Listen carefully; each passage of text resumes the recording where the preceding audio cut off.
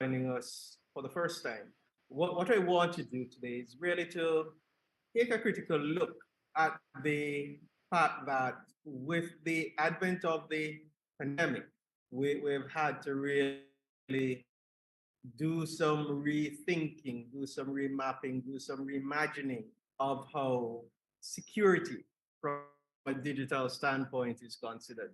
And so if you just give me a minute to share my screen, hopefully I can get going for today.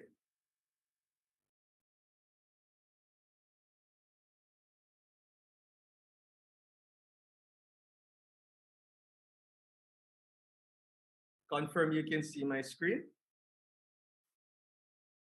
Yes, I can.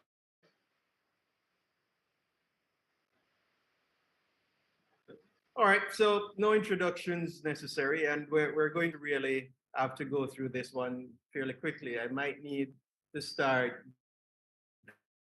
doing these sessions in a longer time than an hour. Essentially, we're going to look at JCERT monitors on behalf of this country and how we are able to treat with the threats based on the cyber ecosystem that exists. Then we're going to look at just a very narrow look at the security threats from within organizations. We're then going to spend the bulk of the time looking at defense in depth and some of the considerations there too. And then we're going to talk a little bit about a pet peeve of mine, voluntary disclosure, however you want to talk about it, and some next steps. So Jamaica's cybersecurity landscape is no different from many, and certainly I found this graphic put out by the European Union security apparatus to be quite telling. And what it speaks to are some of the major threats that we here at the CERT monitor on behalf of Jamaica. So with respect to malware, what we've seen certainly since the start of the pandemic is an increase in the number of infected connections that are emanating from IP addresses here in Jamaica. And what it means is that not only are these IP addresses creating problems for the intended targets, but they're all here because some of them exist on networks that some of us operate on. Web-based attacks have increased significantly as well as more and more persons actually move out of the physical interaction and onto virtual platforms. What we're seeing is that a lot of the attacks that are coming via the web, and a lot of it on non-standard ports. So while we're used to the standard HTTP, FTP, and other ports, 25443, we're seeing where a lot of companies are being moved away from these in an effort to increase security, are being targeted on those non-standard ports.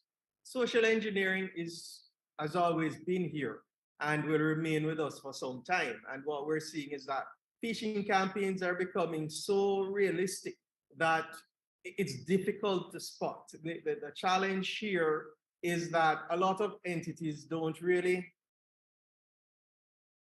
inform their employees enough. And a lot of us as individuals don't inform ourselves enough when it comes to the different forms of social engineering. And so we tend to fall victim. And whilst we might be more familiar with scamming activities here in Jamaica, the fact is that phishing as an instrument of social engineering is very popular and very successful. More than 85% of cyber attack starts with that compromise through a phishing campaign or some other link that an insider will click on. For web applications, we're seeing that the creation of apps across the sphere is really something that the attackers are targeting web developers and application developers.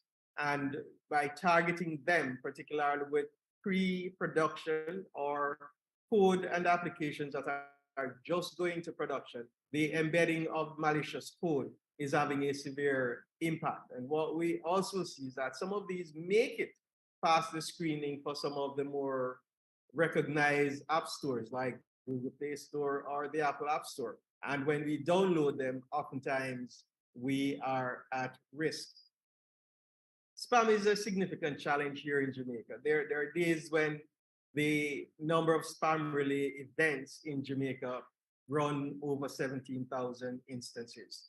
And what we're seeing is that it really comes down to how we really don't implement some of the basic security features on our email platforms. And because some of us, as corporate entities, utilize third-party provided services, the DMARC, the DKIM, even the SPF rules are either not properly configured or in some cases are just not there.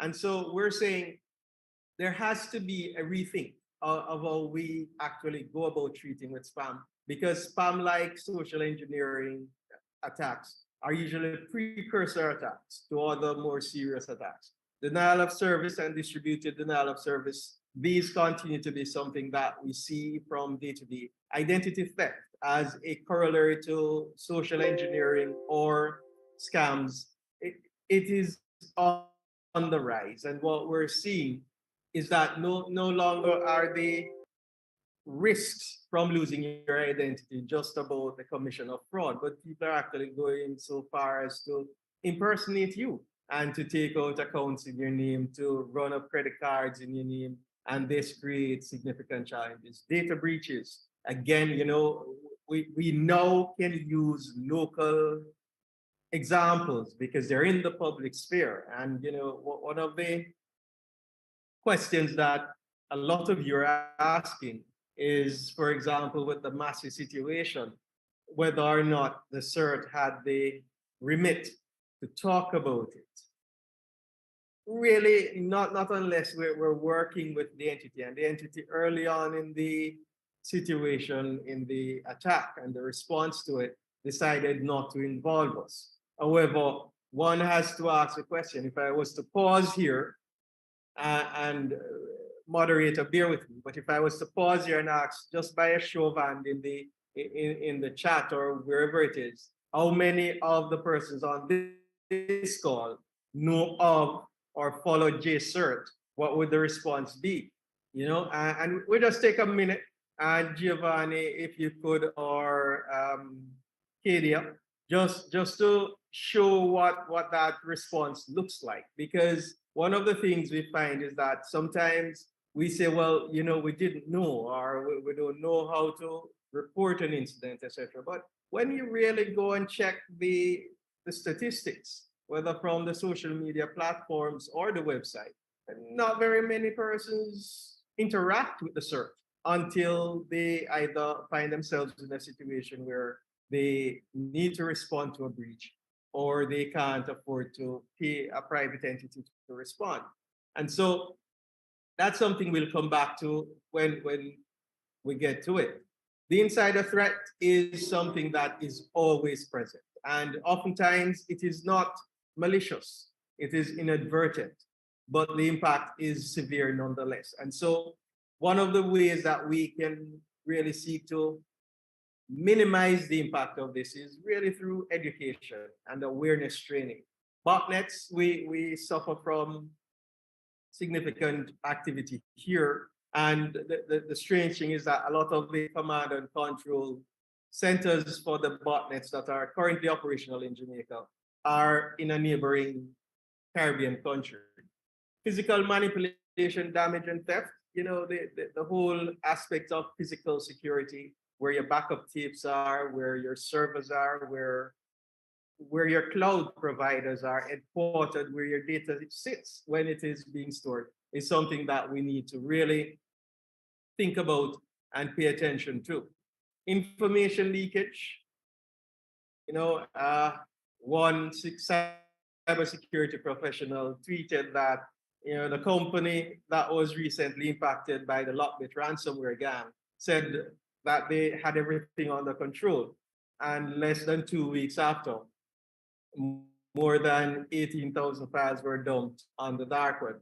The fact is that when we look at that space, for example, the dark web and the deep web, we're seeing significant leakage of information from government and private entities within Jamaica. And oftentimes reaching out to the affected entities prove very, very difficult. And we talk about ransomware, and we have, as of today, over 6,000 companies on the dark web that are claimed to be victims of ransomware. There are 7 companies in Jamaica, 3 of them since the start of the year. And the most recent you're aware of. There are others that until we really have spoken with the principals of these companies, we're not going to get into specifics. Cyber espionage, we don't really get into, but the advent of certain countries and threat actors, APTs, advanced persistent threat actors within the region. We saw where in Central America, over 10 gigabytes of data from military entities, government entities was put up. We saw Costa Rica being crippled earlier in the year because of a ransomware attack. And so we're not immune, and not because it hasn't happened here yet means that we have a lot of time to prepare. And the time really to do that preparation is now. Cryptojacking is on the rise, and what we're seeing is that by and large, the crypto mining in Jamaica is being done from entities in the .edu, .jm space. And even though we reach out to some of these entities, there are others that just getting to somebody who can make a difference is very, very difficult. So that is the current threat landscape within which the CERT has to operate. And I dare say everybody in Jamaica has to operate in a nutshell. So Jamaica cyber ecosystem is one which, is a little bit young, for want of a better term. The cyber incident response team came out of 2015 National Cybersecurity Strategy, and our efforts are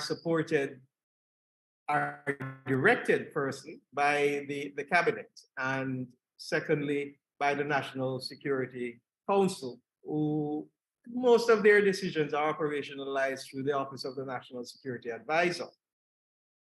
System ministries that provide some sort of capability within the cyber ecosystem. There is the Ministry of National Security with their cyber intelligence and incident response branch, the JCF with the Communication Forensics and Cybercrimes Division, the Major Organized Crime and Anti-Corruption Agency, and the Institute of Forensic Science and Legal Medicine. In the Ministry of Finance, we have the Financial Investigations Division, and the Ministry of Defense, or you could put it back under the Ministry of National Security, depending on how you look at it, the Jamaica Defense Force. Within the telecommunications sector, the 2 main players, they have the capability to treat with a lot of the issues they will face. And where their capabilities fall short, they are sometimes subsidiaries of conglomerates, multinational entities, who, through partnerships or through bringing capabilities from outside our shores to bear, are able to treat with the situations that they face. The financial sector, under the leadership of the Bank of Jamaica, really almost every single bank has some sort of response capability. And for those that are subsidiaries of multinational corporations, they have the ability to escalate.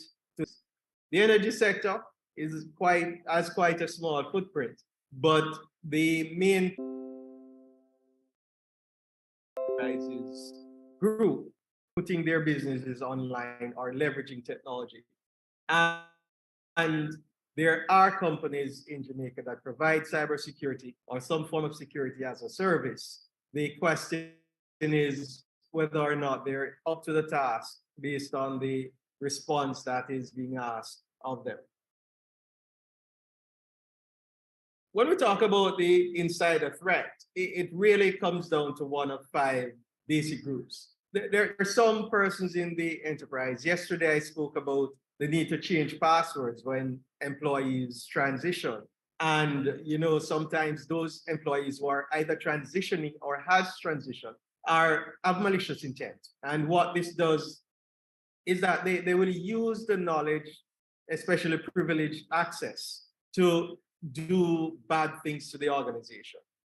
There are people who are sent to organizations, and the government is no different, and their intent or their directives are not necessarily good for the entity within which they're working.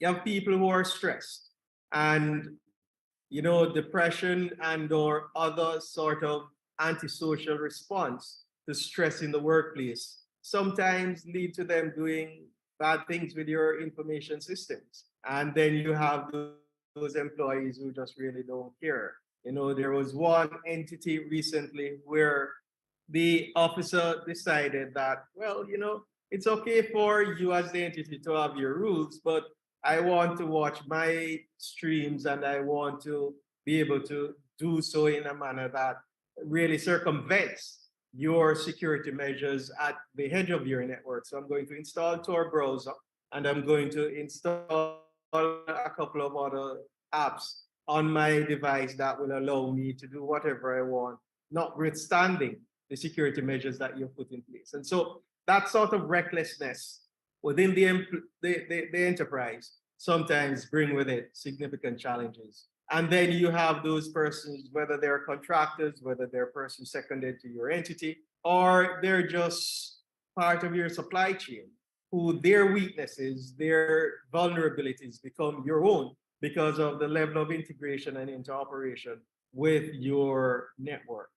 So once you really work through that, then you realize that a lot of what these groups of insider threats are able to accomplish come through the fact that some companies still use cracked software, sometimes even server software. The fact is that the cost of paying for the license versus the reputational and operational damage that this can bring to your organization, it really doesn't pay off.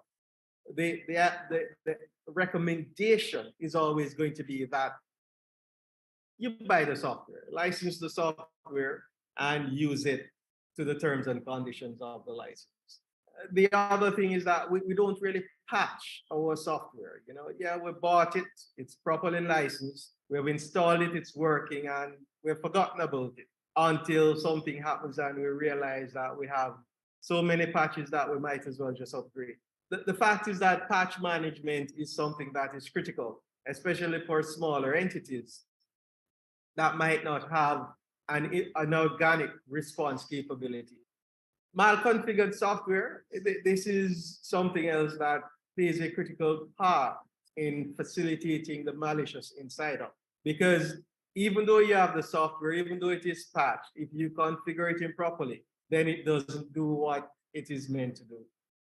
Disaster recovery and business continuity plans are things that a lot of entities actually take the time to develop. But once they've developed it, it goes on a shelf somewhere and it is never rehearsed, it is never made part of awareness programs within the entity. And the only time you look for it is when a disaster is threatened or has occurred, or you need to take some serious action. Access control and we really in Jamaica as businesses don't pay enough attention to who comes and goes or how they do it. And one concept is an employee will just simply wait on somebody else, then use that to get out. And on your access control system, these persons can get away with it. And so what you end up with is an inaccurate count of who is in your building, or you end up with an inaccurate picture of the comings and goings of persons. There was one entity where an employee gave the access credentials and cards to a relative to go pick up something for them. And when they were fired because of it, because it was caught whilst the tapes were being reviewed, they thought that there was a big problem, or there shouldn't have been a big problem about it.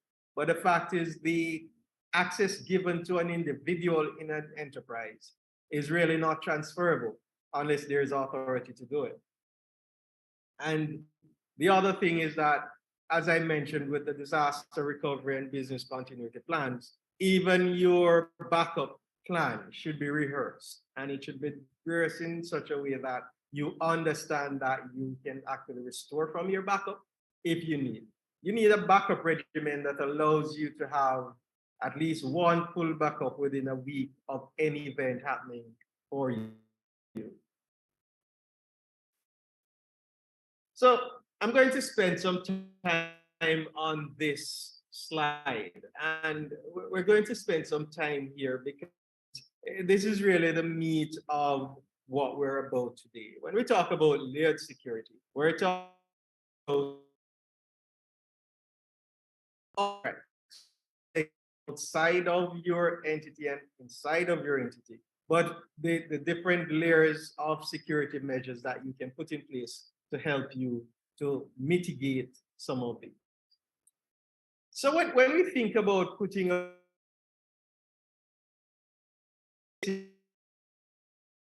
security, you're trying to protect. And oftentimes, if we don't do that risk analysis to come up with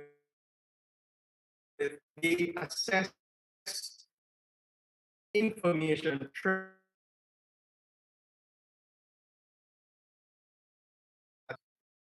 And so here we're talking about your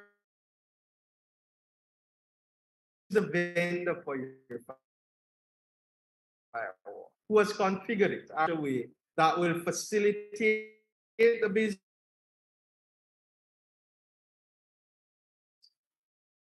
whether ingress or egress, and ensuring that your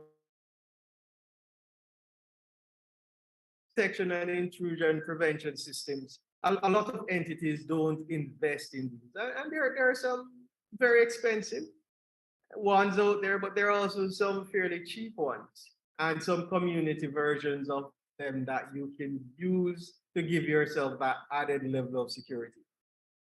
We find a lot of entities utilizing the edge network setup. And, depending on what your business paradigm and processes are, this might be good enough for you. But it's always recommended that where you have services that are internet facing and accessible to the public, you really want to put in demilitarized zones, which allows you to have those services provided in secure, but probably less secure than your core network equipment in order to allow for ease of use and access. Honeypots are early warning systems. I believe we pay not enough attention to this. And oftentimes all we do with the data we collect is see how many times somebody tried to get in or did get in. But honeypots allow for a little bit more, because what you can also do is, in the truistic sense of a honeypot, is allow that attacker in, allow them to move within that decoy network to see what it is thereafter, to see how they operate. And what this information gives you is more ammunition to build a better security network for your enterprise. The different tools that you can use in conjunction with this are many and varied, and two are listed there. But when you look at it and we talk about perimeter security, everything I have said just now really is limited to the traditional brick and steel box that network administrator, networks, and computer security specialists used to secure. So you come to the building, you get in, you're using systems behind a nice security layer. But with the advent of the pandemic, what we've had is that perimeter basically expanding. It was far and as varied as the number of remote processes and workers or learners that you've had.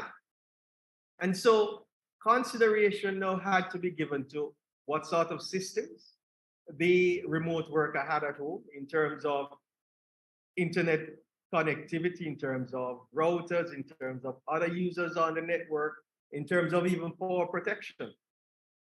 And so for the security perimeter, what we found is that it had to be redrawn. And we keep redrawing it because the advent where everyone working in a corporation, or almost everyone, was working within that secured space is probably something that has died an unnatural death and will not come back.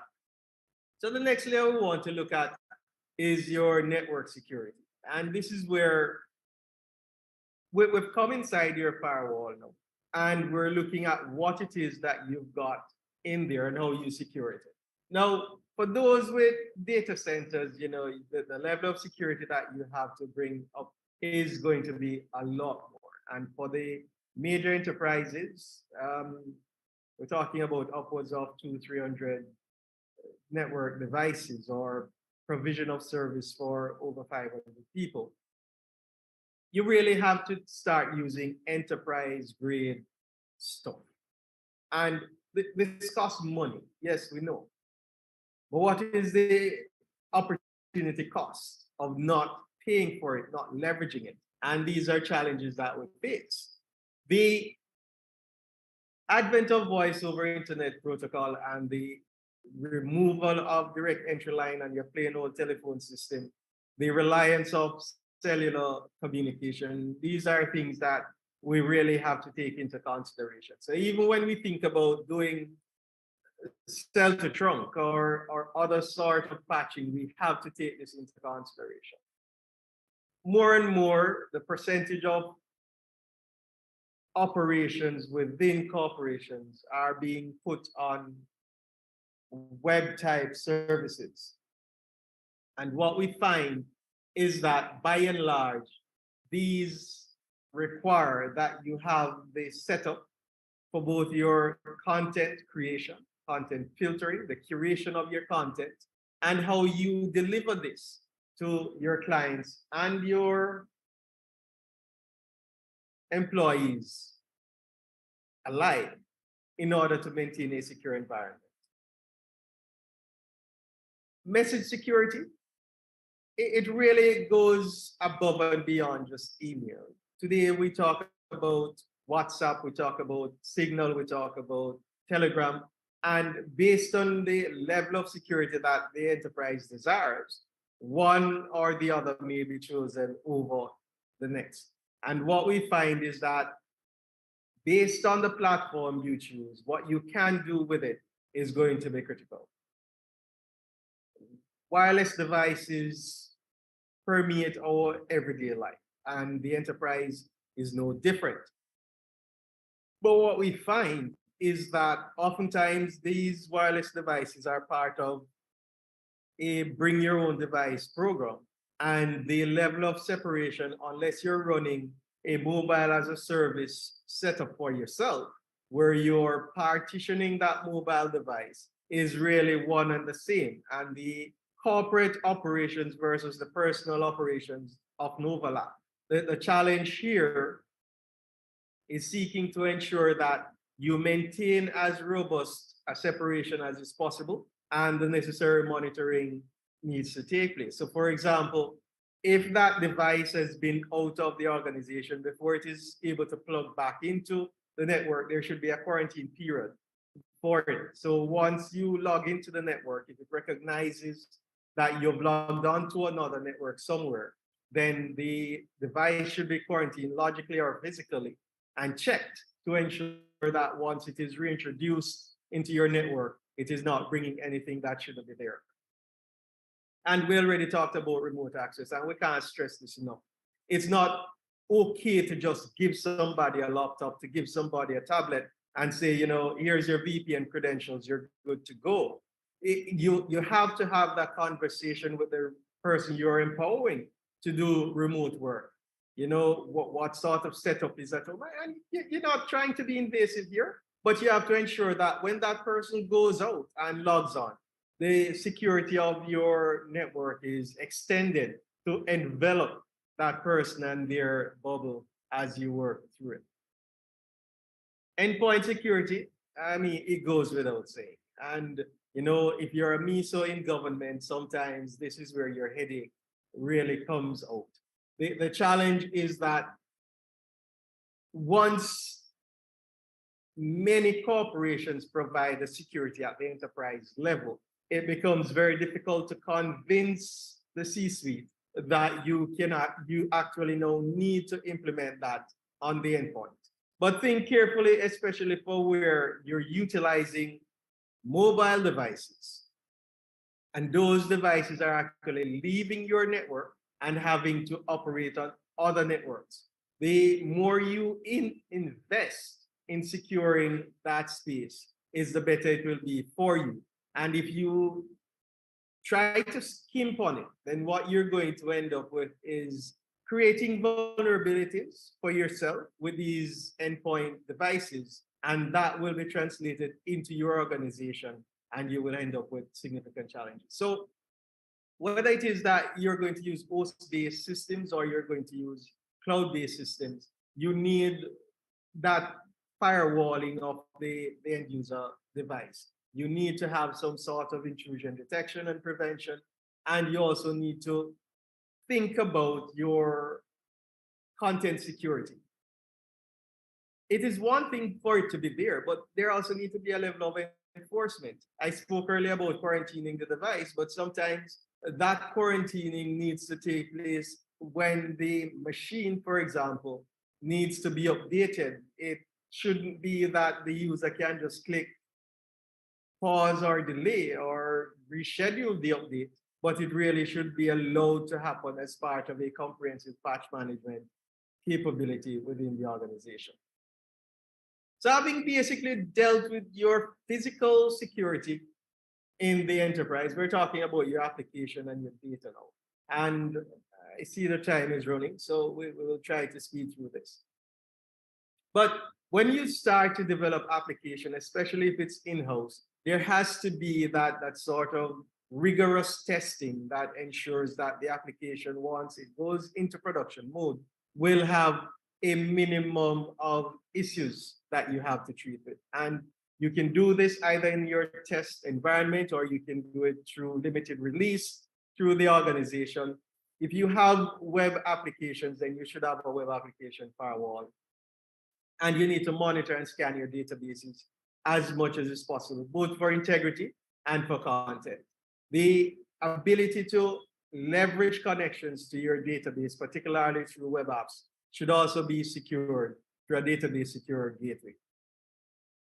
For your data, we're talking about how you really authenticate a user against your database setup to be able to use your data. And here, your public key infrastructure is something that is going to be critical. And sometimes when we hear these terms bandied about, we try to think, boy, this is going to be too much.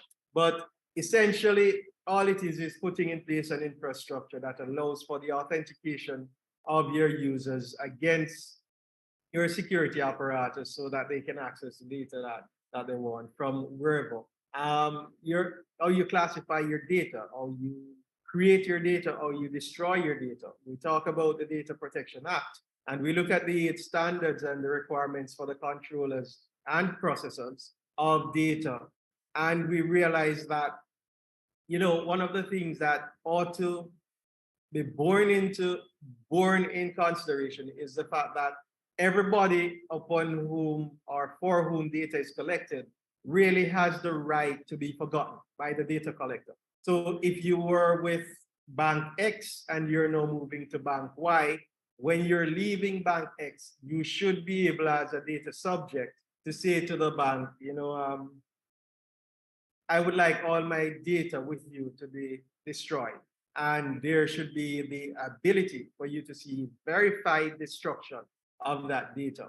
There was a classic case in Brazil a couple of years ago where an individual took a mega platform to court and won the battle to be forgotten from the platform. It took some doing, but it really shows that it can be done. And this is something we have to treat it. So the classification of the data when it's collected, the encryption of it when it's at rest or in transit, and who has access to it is something that really is driven through. Now, identity and access management is something that we have spoken to before. Enterprise rights management, one of the two things that hackers will go after if it's not privileged use, it's the amount of control you have in the entity, and that will trigger whether or not you're targeted. Now, all of that is really taking place on the physical and operational side of your enterprise and how it works. What you're trying to do is to prevent a lot of the vulnerabilities that exist from being exploited. And you do that through your rigorous policy management. And in order to do it, there are a whole bunch of policies out there that may be applicable or may not be applicable. And this is where the risk analysis that is done by the organization will help to determine how this happens. So remember earlier we spoke about identifying your mission critical assets or your information treasures within the organization. And once you've done that, the next thing you want to be able to do is to see what vulnerabilities those treasures are susceptible to, and to test whether or not they're actually able to be exploited. Once you've done that, you really need to train people, and you need to look at what threats, what is it that persons are going to be attacking or trying to get from your entity, and model your threat training against this. If you have the cyber capability, utilize the threat intelligence, and entities such as national certs, here it would be the JCERT, or other entities, the international conglomerates and their headquartered entities will provide you with threat intelligence. Some banks, every morning before they even start working, their security team gets briefed by their headquarter element from other countries. And really, when we talk about security architecture and design, we're talking about security by design. We're talking about exploring and implementing, if necessary, a zero trust paradigm within your network. And once you talk about building all these policies, you must comply with them. Now, compliance has two basic aspects to it. You've got the regulatory compliance that is required by law within the jurisdiction that you're operating, but then you also have the compliance with your own company policy or the intellectual rights of things that you bought or rented or leased or licensed. And security governance is always going to be paramount because you have to interact with third parties and other contractual entities. Now, you do this by implementing a monitoring and response capability. And I know for a lot of operations in Jamaica, for a lot of entities, there is just one body or a couple of bodies. And these are usually persons who are employed to work in ICT functions. For the larger entities, they might have a team. And what this does is to allow you to set it up properly and see where the triggers are, see what activities are happening on your network that causes these triggers to be passed or the thresholds to be passed. And then you are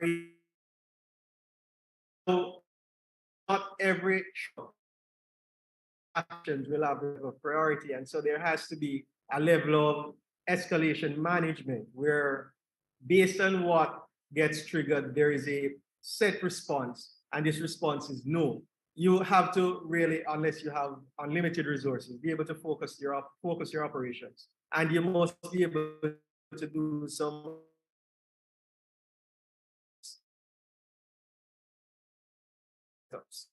the continuous monitoring. A lot of us work 9 to 5, Monday to Friday. And what it means is that 5x8 coverage does not do everything. And so on a Monday morning, when you come in, you usually have a fair amount of data to go through.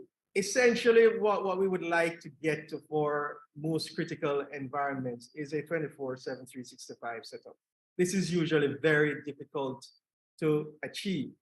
However, if the operations are large enough and if the resources exist, then this can be done. And what you'll find is that two of the things that will come out of that is either an integrated security operations center and network operating center are separate ones. And this will allow you to see how the network is performing and see what the security issues that come up on your network are, but also to ensure that you have a picture, even if it's a snapshot in time, of how your network is performing. Incidents will happen, and when they do, this is where your incident response and management come in. At the national level, certs are empowered to do this, and here in Jamaica, that's just cert. But we're coming back to that poll I asked Giovanni to do, and we will see how it is. The security dashboard is really either integrated into your SOC or NOC software and allows you to have a summarized version of everything that's happening with your sensors and monitors, but it allows you that sort of strategic 30,000 feet look at the situation as it exists. And once you have all of this in place, usually in very mature setups, there is a requirement for you to make reports, especially if you manage critical infrastructure or critical information infrastructure on behalf of government or just for the nation. And this report will help to build the threat intelligence picture and allow for limited resources to be more clinically apportioned where the threats occur.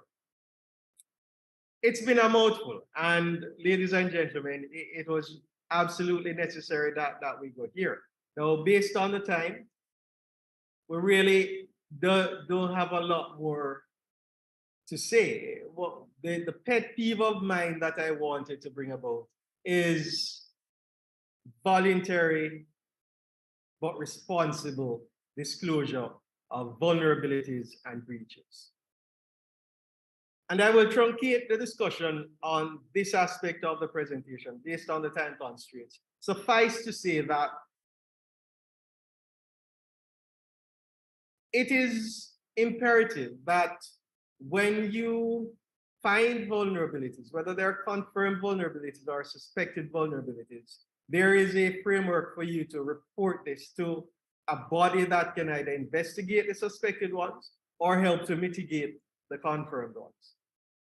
Additionally, when breaches occur, it is okay if you believe that you're able to treat with the ramifications of the breach. But the reporting of it allows for greater awareness, certainly, of national setups or security setups within the enterprise. And that will allow for a better response or a more efficient use of resources to treat with the vulnerabilities and or the breaches. Now we understand there are legal and ethical issues. And one of the biggest issues that we fight with at the search here is the matter of trust. You will reach out to an entity and the entity will be willing to work with personalities. So I know Tom at the JCF and Tom knows me, so we collaborate on certain things. But when it really comes down to brass tacks and you really need to collaborate outside of that personality familiarity space, it breaks down. And so while at this point, we're really driving a lot of the collaboration through memoranda of understanding and information sharing agreements, we really need to push that agenda for two things to happen. In the medium term, for a formal creation of the guidelines for coordinated vulnerability disclosure. And what this will do is put down in no uncertain terms what the facilitating mechanisms and frameworks of government are, and what the obligations or the desired outcomes and participation of both public and private entities are, so that at the end of the day, when an entity such as the CERT looks at the threat picture, it's not just seeing that which it is monitoring and reporting on, but it is also seeing what the financial sector is seeing. It's seeing what the commercial sector is seeing. And by so doing, is able to build for the National Security Council and by extension, Cabinet and the government, a more holistic picture of the threat landscape for the country. There is a whole lot I could say on it, and it's probably something that I need to do an entire session on. But it's really to encourage those persons on this call, especially if you're a MISO or you actually make decisions with respect to ICT in your organization, to think about organizational inertia and distrust or mistrust of the CERT. You can redact your report, you can anonymize it, but what it will do is help us to help others as we seek to build resilience across cybersecurity. So for a lot of the entities that would have joined us today, or for others who some of you on the call may speak with, the next step is really to assess and baseline your organization. Basically, for government, this has been done, and it is really now about building a roadmap to compliance. We note the passage of the ICT Authority Act and the fact that the ICT Authority will be the designated authority for a lot of the standards and practices that will be mandatory for government entities. But we want to encourage the same sort of practice within the private sector and to encourage the sharing of experiences, lessons learned from some of our encounters. And then we have to recognize that cybersecurity is a team endeavor. No one entity can fight the fight. And together we are stronger. My experience is not going to be yours, nor is the reverse true. But together, our joint effort based on our shared experiences will help to build resilience and improve capacity and capability within the cyber ecosystem. A mouthful. Thank you, ladies and gentlemen.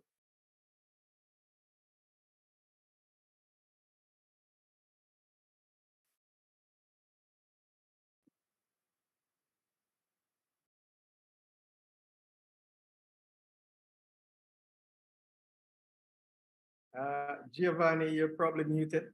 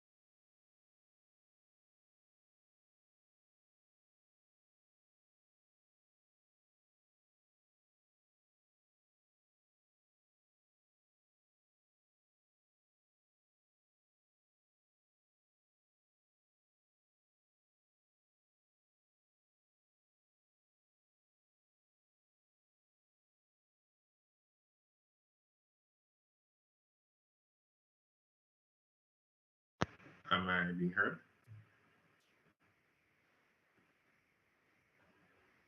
Uh, yeah, you're on mute now, Colonel Sterling. I'm saying we're hearing you now, but we didn't hear anything you said for the last 2 minutes. Oh, okay, no problem. So I'll just repeat the question which was said, and it's coming from Sean McNaughton. And he asked, with the advent of cyber warfare being a precursor to war, how important is it for civilian organizations to have, in the current landscape, to have a rigorous security system? All right, so Sean, thanks for that. But the first thing is to tell you that cyber warfare is not a precursor to war.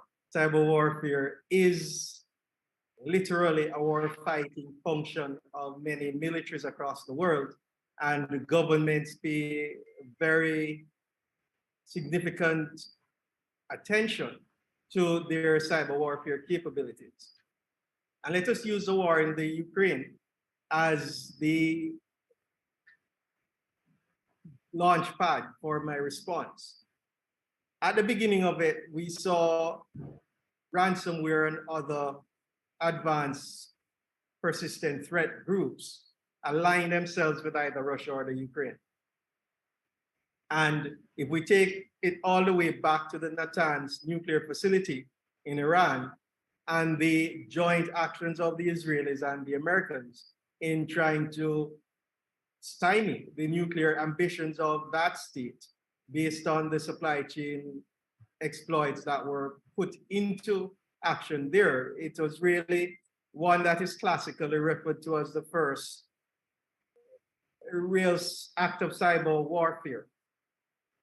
And so for the civilian enterprise, the challenge you face is particularly grave if you operate critical infrastructure or critical information infrastructure, or where you're part of a country's national security infrastructure.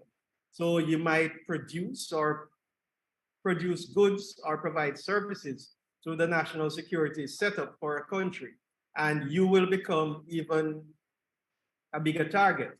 Therefore, your cybersecurity posture and your ability to not only detect, but to actually counter and to recover from cyber incidents is going to be more critical. In short, sometimes what your company does may not directly affect national security or defense of a state, but because you're interfacing with entities that are so intricate or integral to the defense of the state, you become the target as a way in to the ability to attack those critical infrastructure setups. Thank you, Colonel Sterling. So I hope that answers that for Sean. And there's another question from Sashawn Falloon. He's asking, well, they're asking, would entities reach out to the ICT authority to assist in baseline creation? The ICT authority, when it becomes a reality, right now it is EGOV Jamaica.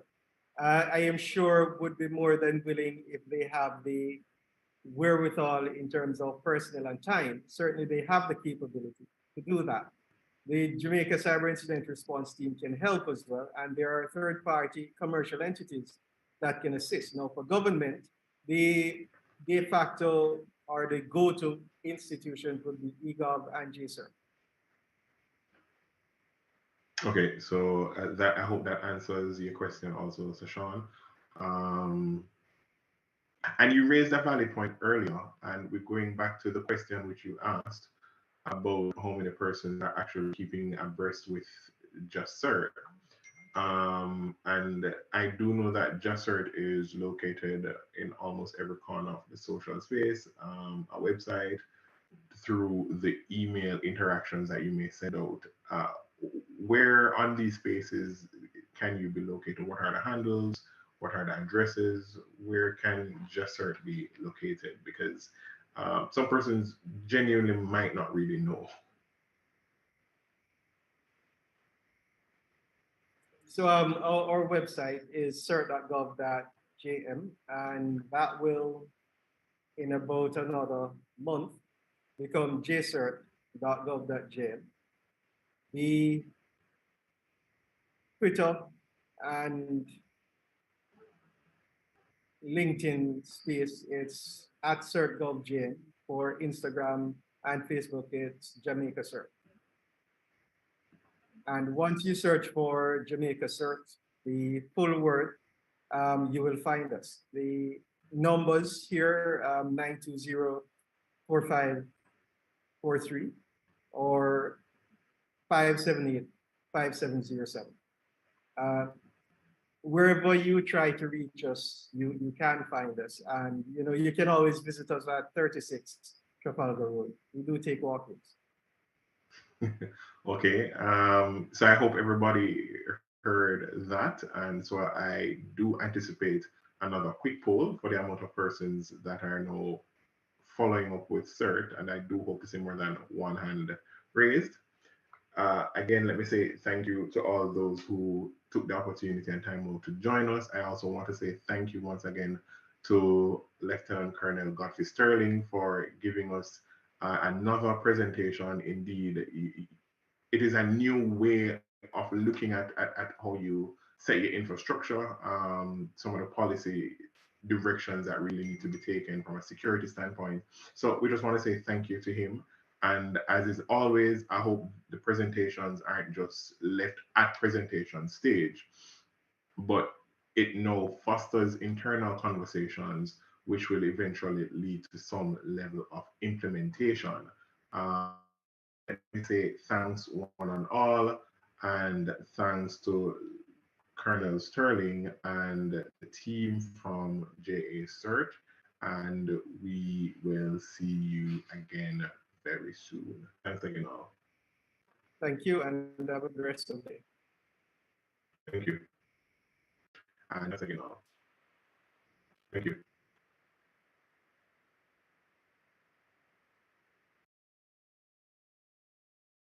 Recording stopped.